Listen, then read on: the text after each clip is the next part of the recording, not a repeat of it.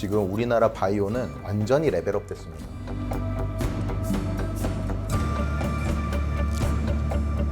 (8월에는) 바이오 안 사고 못 베길 겁니다. 고정 댓글을 타고 오세요. 대표님이 근데 많이 정말 하신 말씀 중에 하나. 존리 대표님의 어록 하나만 딱 꼽으라고 하면 진짜 많은 사람들이 주식은 파는 게 아니다 라는 거 꼽지 않을까요? 그래요. 이거 지금도 당연히 유효하시겠죠? 당연하죠. 예. 근데 이거 사람들이 좀 지키든가요? 아니 그러니까 못 지키죠. 그러니까 보지 말라는 거예요. 계좌를. 그러니까 계좌 볼 필요 없죠. 네, 노후를 위해서 계속해서. 네, 그러니까 예를 들어서 사람들 자꾸 물어봐요. 그러니까 주식 투자 언제 들어가요? 그래서 제가 무슨 질문의 의도는 알죠. 근데 주식 투자하기 전에 벌써 도박을 생각하는구나. 그걸 알면 내가 여기 안 있겠죠. 그죠? 근데 우리는 아직도 아주 굉장히 많은 편견에 있어요. 그래서 타이밍을 봐갖고 요때 들어가갖고 또 여기서 10% 벌면 나갔다가 또 다시 들어갔다가 요만큼 먹고 그러니까 그 투자가 아니라 그건 이제 그 도박이죠. 카지노죠. 근데 이제 많은 분들이 그러니까 2020년, 21년 상반기까지만 해도 되게 이제 좋은 시절이 있었잖아요. 그때 막 주린이들 엄청 이제 막 들어오고 그러다가 막 22년 고금리 시절 되면서 주가 엄청 빠지니까 아이고 내가 그때 존리 대표 영상을 괜히 봐가지고 존리 그 사람 말이야 이러면서 이제 몇몇 왜 부동산 무슨 오적 막 이런 것처럼 주식 투자로 나를 이끌었던 사람들 하면서 그때 막 되게 한탄을 많이 했잖아요. 그런 이야기도 많이 들으셨죠? 물론이죠. 예, 예. 물론 지금은 거의 그때 최고점 다시 또 와 있기는 한데. 그러니까 그 부자와 가난한 사람의 차이예요. 부자들은 널 길게 보고 여유롭게 하는 거고 조마조마한 사람들은 매일매일 들여다보게 하고 그러면 더 가난해질 수밖에 없죠. 근데 어떤 분은 그 말씀하시죠. 부자들은 여유 자산이 많기 때문에 묻어놓고 안 봐도 되는데 돈이 조금 있는 사람은 그거 하나밖에 없기 때문에 계속 열어본다는 거예요. 가난한 사람들은요 핑계가 많아요. 아 핑계인가요? 나는 이래서 가능해. 그러니까 내가 돈이 없으면 예. 돈이 없다고 해서 단기 투자하라는 얘기는 아니죠. 그죠? 예. 투자하는 건 똑같은데 돈이 없기 때문에 더 절실해야 되죠. 그러면 어떻게 해요? 돈이 없는 사람은 소비를 줄이는 수밖에 없죠. 절실한 거예요. 근데 제가 주위에서 제가 몇 가지 저를 찾아온 사람들의 그런 에피소드를 보면 네. 되게 아주 돈에 대한 절실한 사람들을 많이 만나요. 저는 기억이 나는 게 한 탈북자 청년이 찾아왔어요. 그래서 자기는 자본주의 국가에 와서 굉장히 불안했는데 주식에 투자하면 내가 기업을 소유한다는 말을 듣고 깜짝 놀랐다.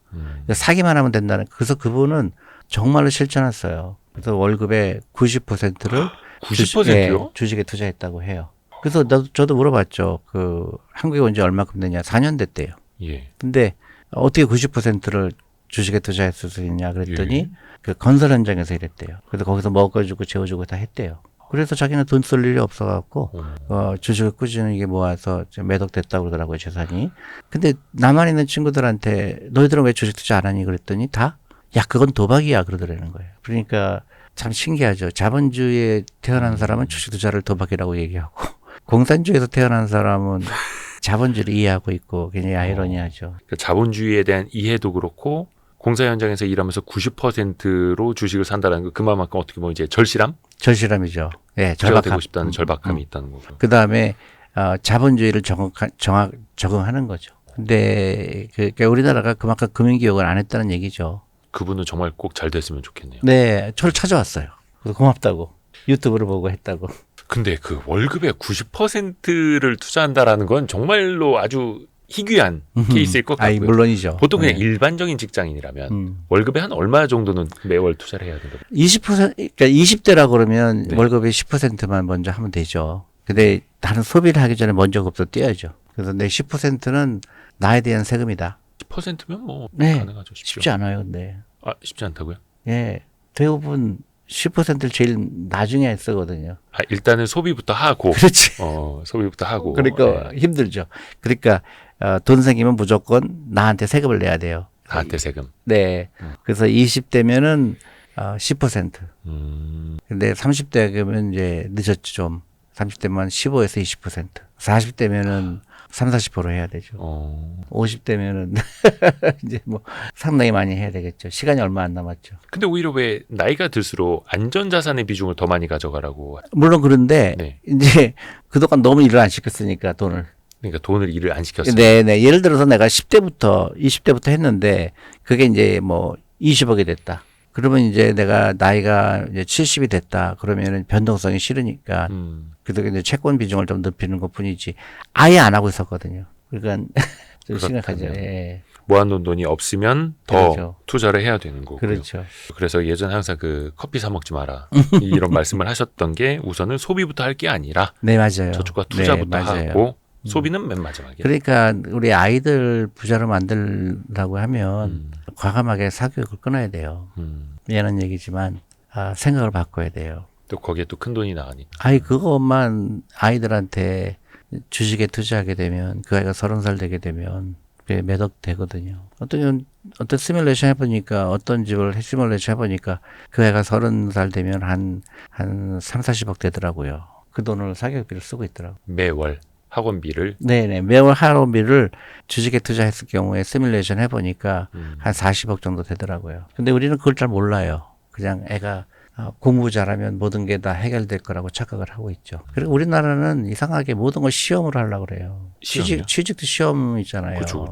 미국은 입사 시험이 없어요. 시험으로 하는 거는 이제 좀 그만해야 돼요. 좀 자율성 있게. 그러니까 미국은 다 취직할 때 뭐예요? 인터뷰 보고 하잖아요. 근데 우리는 시험이라는 장벽을 두니까 예를 들어서 펀드 매니저 되는 것도 시험이 있잖아요, 한국은. 네네 자격증도 있고. 미국은 입사 시험도 없어요. 펀드 매니저 시험이 없어요. 예?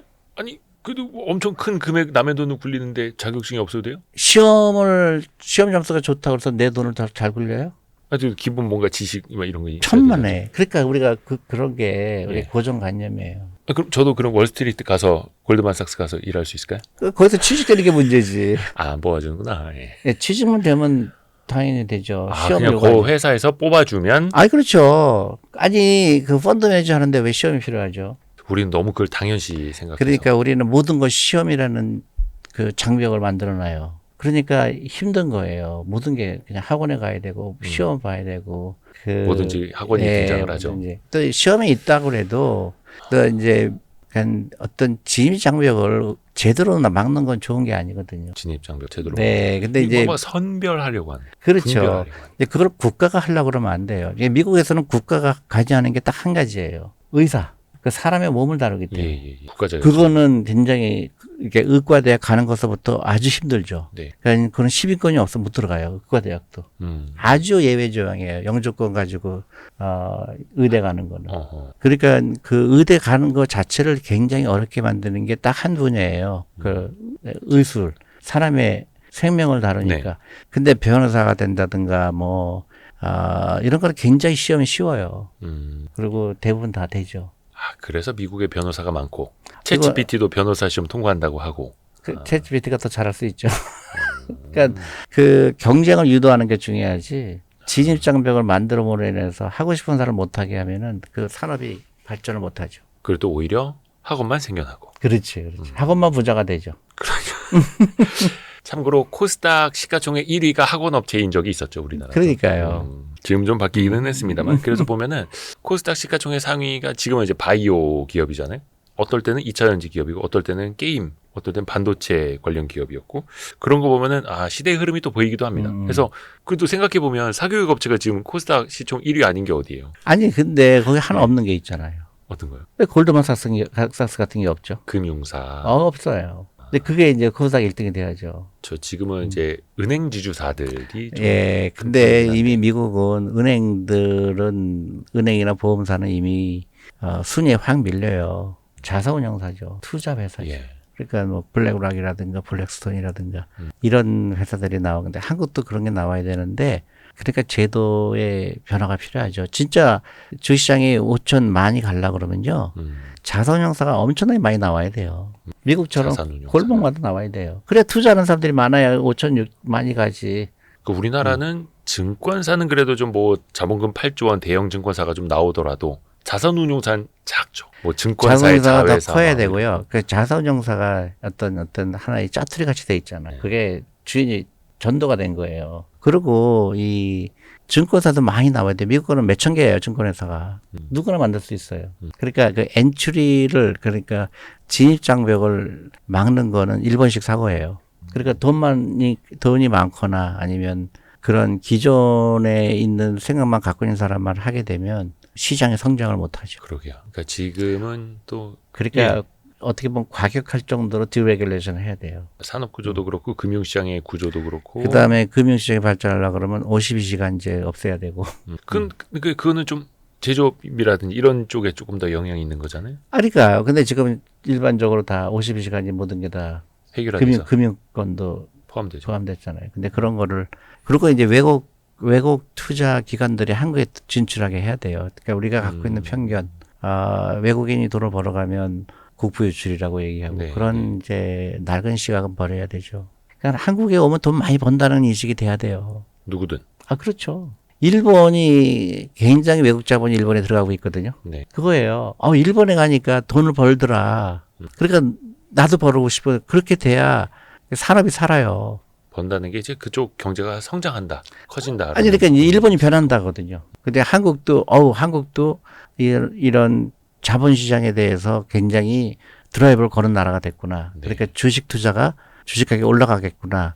그래서 외국 자본이 들어와야 돼요. 우리 한국 자본만 가지고는 안 돼요. 그래서 지금 우리나라는 지금 자산운용사도 간접 투자하는 대표적인 펀드 같은 시장 굉장히 쪼그라들었잖아요. 여러분 한번 생각해 보세요. 마지막으로 여러분이 이제 펀드에 가입한 게 언제신지. 물론 이제 ETF 쪽은 그래도 잘 되기는 합니다만 펀드 시장이 거의 다 죽었죠. 근데 사실은 이제 사모펀드 좀 남아있고. ETF 때문에 그런 영향도 있고요. 그다음에 이제 다양성이 부족해요.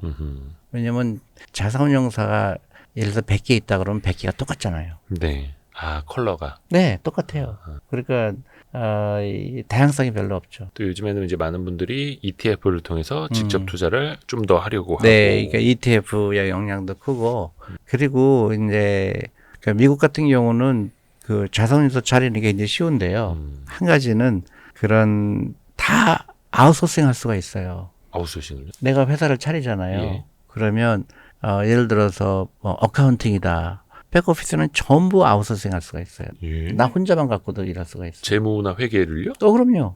그걸 왜 내가 다 자산운용사를 차렸는데 나는 운영만 하고 싶은데 나머지는 그러면 그거를 외주를 주면 되잖아요. 근데 모든 자산운용사가 만약에 50명, 100명의 직원이 필요하다 그러면 엄두를 못 내죠. 물론 이제 우리나라에서도 헤지펀드 이제 사모펀드는 조금 이제 작게 대여섯 명이서도 할 수는 있다고 합니다만 또 백오피스가 분명히 필요하죠. 사무를 봐주는 곳들 그리고 또 뭐 내부 감사라든지 필수 직종들도 있고. 근데 이제 진입장벽을 좀 낮추는 게 맞다. 아니 이게 미국 같은 경우는 몇만 개예요. 회사가 자산운용사가 4만 개가 돼요. 그리고 2만 5천 불이면 차릴 수 있어요. 2만 5천 불이요. 3천만 원. 자산운용사를. 네네. 우리는 투자자문사도 몇억 원인데 최소. 아니 근데 이제 결국은 뭐예요? 들어오는 건 자유지만 고객들의 신뢰가 있어야 되는 거잖아요. 선택받는 건 그건 실력에 이제 따라서. 그건 경쟁이죠. 와이스트리트도 자산운용사를 하나 해야 되는데. 그렇죠. 그러니까 그게 서로 경쟁을 해야 되고 나는 이런 전략을 쓴다. 나는 그래서 인더스트리가 발전하죠. 근데 돈 있는 사람만 하게 하면 그게 어떤 혁신이 안 되겠죠. 혁신도 안 일어나고. 네. 근데 경쟁이 제일 중요해요. 그 안에 매기 효과도 좀 나타나야 되네. 그렇죠. 존리 대표님은 그래도 이제 자산운용사 대표이사를 하셨으니까 아까 ETF 이야기 나와서 말인데 만약에 존리 ETF를 만든다라고 하면 네. 뭐 종목 말씀해 주시면 참 좋은데 뭐 업종이라도 어떻게 한번 구성해 보고 아니 싶으세요? 저는 지금 너무 익사이링한 거는 예. 이게 만약에 ETF를 만든다 그러면 우리 코스피 200은 이미 있잖아요. 예. 그러면 굳이 ETF를 만든다 그러면 나는 예를 들어서 프라이스북이 0.5 미만 있는 회사만 투자하는 ETF라든가. 완전 자산가치 저평가. 아니 왜냐면 회사들만. 그 자산가치 저평가된 것들이 회사가 나빠서 그런 게 아니라 너무 좋은 회사들이에요. 근데 여러 가지 이유로 밸류 트랩이라고 그러는데요. 이 가치는 있는 거 아는데 주식 가격이 안 따라가는 거예요. 여러 가지 이제 믿음이 없거나 아니면 제도의 미비함이라든가 그런 것 때문에 손이 언뜻 못 가는 거거든요. 근데 그런 제도가 되게 되면 일본처럼 되게 되면 만약에 0.3인 회사가 1이 된다 그러면 어떻게 되죠? 300% 그렇죠. 3배 올라가는. 300% 수익이거든요. 네. 근데 그런 주식이 많다. 저는 그래서 코스피 200도 좋고 근데 예. 굳이 정말로 나를 이렇게 흥분하게 하는 투자는 PBR이 0.2만 있는 회사를 모아보면 괜찮지 않을까 싶기도 해요. 0.5요? 네. 0.5. 이런 거 아직 없나요? 물론 모르겠어요. 주주 환원 예. ETF도 있고 요즘에 아, 그래요? 좀 뭐 밸류업 ETF는 뭐 많이 생겼고 근데 고배당 ETF 당연히 밸류업이라는 있고 한데 거를 그냥 단순히 밸류가 있다 그런 것보다는 모르겠어요. 너무나 저기 그 소외가 된 주식들이 너무 많으니까. 근데 그 PBR 0.5배 이하 그러니까 자산 가치의 절반밖에 평가를 못 받고 있는 회사들은 이제 역설적으로 너무 좋은 회사라고 말씀해 주신 건데 가서 막 싸워야 되잖아요. 너네 똑바로 해라. 왜 저기 대주주 그렇죠. 주가를 누르느냐. 막. 그렇죠. 그런 이제 딜레마가 있죠. 예. 근데 안 싸우고 예. 이제 한국이 정부가 이 캡ιτal 마켓에 대해서 굉장히 그 강한 의지가 갖고 있다. 그걸 믿는다 그러면 이런 데 투자하면 괜찮을 수 있고. 그래서 올해 들어서 좀 저 PBR 주가 좀 오르기는 올랐죠. 많이 올랐죠. 오르긴 저는 올랐죠. 그 상법 때문에 그렇다고 봐요. 그게 한 20-30%, 20%는 상법의 개정 때문에 된 거라고 보고. 근데 그 다음에 더 추가적인 상승은 계속 사람들은 이 정부가 정말로 저기 물러설지 않을 정도로 캐피탈 마켓을 중요하게 보고 있구나. 그런 믿음을 준다 그러면 추가 상승 충분히 가능하고요. 제일 중요한 거는 경영진과 주주들의 이해가 같은 선상에 있어야 돼요. 그러니까 interest in line이라고 그러잖아요. 그게 어떻게 실현하느냐가 이제 그게 관건이라고 봐요. 대주주와 일반 주주의 이해관계가 일치되어야 한다. 왜냐하면 대주주는 주식 가격이 안 오르는 거 바라는 것도 많잖아요. 세금 때문에. 예. 그러니까 그런 어떤 절충이 필요할 수도 있고요. 또 어떤 인센티브 줄 수도 있고 아니면 어떤 만약에 그걸 안 했을 경우에 또 어떤 페널티가 있었고 또 어떤 회사가 현금을 쌓아놓고 배당을 안 했을 경우에 거기 페널티가 있었어. 근데 다양한 방법을 구상해야 되겠죠. 근데 이제 요새 거론되는 것들 예를 들어서 자사주를 소각한다든가 그건 굉장히 좋은 방법이죠. 예를 들어 그것도 하나. 근데 이제 자사주 소각이 또 일반 기업의 재산권 침해 아니냐 뭐 이런 논쟁이 좀 있나 보더라고요. 너무 이거를 의무화하는 게 맞느냐 막 이런 논쟁. 아니 그거를 악용되었기 때문에. 악용. 예. 대주주의. 그럼요. 그리고 이제 방어를 위해서. 자사주를 사는 이유는 그 주식의 이 배당의 다른 방법이거든요. 배당이거든요. 배당하는 게 좋으냐 아니면 자사주를 사는 게 좋으냐 그건데 자사주를 사는 게 주주들의 이익이 아니고 대주주의 경영권 확보를 위한 걸로 그렇게 그동안 대부분 써였거든요. 그러니까 미국 기업 같은 경우에는 자사주를 매입하면 의무적으로 소각해야 된다. 그러니까 의무는 아닌데 관례적으로 자사주 매입해서 그럼 당연히 소각해야지 이런 거라 하더라고요. 예를 들어 이런 거예요. 자사주를 샀는데 그 소각을 안 하면 이사들이 저기 소송을 당해요. 주주들한테. 뭐 하고 있는 거냐고요? 이거 왜 했냐? 자사주 왜 샀냐? 근데 그 자사주 사놓고서는 다른 데다가 슬쩍 파킹해놓고 경영권 보장하기 위해서 그러면 당장 이사회 이사 임원들은 고소를 당하죠. 그 미국에는 뭔가 이 경영권이라는 개념이 없다.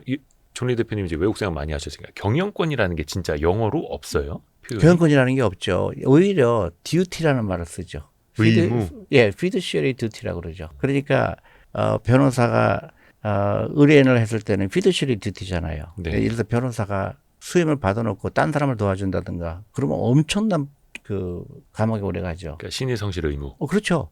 근데 내가 경영을 위임받은 거죠. 네. 그렇죠. fiduciary duty죠. 근데 우리는 이제 경영권을 주주들에게 위임받았다라고 생각은 안 하잖아요. 그거는 경영진. 이제 왜 그러냐면 네. 미국은 대주주의 지분율이 한국처럼 높지가 않아요. 단자리 수도 한국은 다 50% 이상이잖아요. 그래서 뭔가 절대적으로 좀 지키려고 하죠. 그러니까 방법이 없어요. 근데 네. 미국은 쫓아내죠. 주주들이. 그럼요. 미국은 이사회가 못 견디죠. 왜냐하면 주가가 3년 동안 마이너스다. 그러면 대부분 CEO는 잘리고. 이게 신기한 게 얼마 전에 팀 쿡이 좀 위기에 처했다 하더라고요. 애플 요즘 주가가 안 좋잖아요. 그러니까 다른 빅테크들에 비해서 안 좋다 보니까 이제 팀 쿡을 내보내야 하는 것 아니냐라는 애플 주주들의 여론이 있다 그래서 와 대단하다라는 생각 들더라고요. 이사회는 항상 그런 그 스트레스가 있어요. 이 주식 가격이 떨어졌을 경우에 주주들의 그 항의를 어떻게 설명을 할까? 그게 그 이사회는 국가로 얘기하면 의회거든요. 의회. 네. 그런데 이제 경영진은 대통령이거든요. 대통령이 일을 잘 못하면 내려와. 그렇죠. 기업은 더 쉽죠. 기업은 더 쉽고. 네. 근데 이게 어떻게 보면은 당연히 주식회사고 주주들이 자본을 넣어서 즉 출자를 해서 만든 주식회사니 주주들이 이 경영 대리인 그러니까 이사들이 제대로 못하면 너 아웃, 더 실력 있는 애 진입시키고 더 실적을 내, 주가 올려 하는 게 사실은 당연한데 우리나라는 그냥 주주들은 그냥 나중에 저기 투자한 사람들 주식 이제 사고 팔고 하는 사람들이고 경영권은 저 할아버지 아버지 때부터 물려져 오는 거고 그렇죠. 이런 인식을 갖고 있죠. 그렇죠. 근데 이제 그런 옛날에 그렇다 치지만 이제 앞으로는 선진화돼야 되죠. 그러니까 옛날이 무조건 나쁘다고 얘기하는 그런 하나의 히스토리고 그거로 바뀌는 거는 계속 새로운 혁신적인 기업이 나오는 수밖에 없죠. 우리도 좀 인식이 달라지는 게요. 그래도 이제 스타트업부터 시작해서 벤처 캐피탈에 투자를 받고 비상장 때부터 이제 막 시리즈 A, B, C 투자 받아서 상장한 젊은 CEO들은 생각이 많이 다르더라고요. 맞아요. 다르지 않으면 서바이브 못하죠. 근데 그런 기업이 많이 나와야 되죠. 그래서 그런 기업들이 잘 되는 걸 보여줘야 되죠. 이제 곳곳에 좀 나오곤 있는 것 같습니다. 그러니까요. AI도 그렇고 뭐 화장품 쪽에서도 맞아요. 그렇고 예. 그런 변화들. 좋습니다.